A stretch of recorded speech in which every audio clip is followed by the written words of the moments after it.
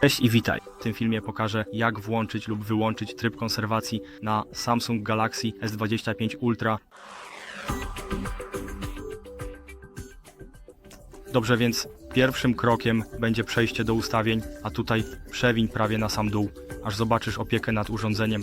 Po prostu naciśnij na to, a jeśli przewiniesz trochę w dół, znajdziesz tryb konserwacji i możesz go włączyć właśnie tutaj i możesz również wykonać kopię zapasową. Polecałbym włączenie tego trybu, dokładnie tak jak zamierzali twórcy, kiedy oddajesz telefon do naprawy. A Twoje, prywatne, zdjęcia, na przykład wiadomości, takie rzeczy będą zablokowane przed dostępem, więc Twoje prywatne informacje będą bezpieczne. Jeśli podobał Ci się ten film, zostaw lajka i dzięki za oglądanie.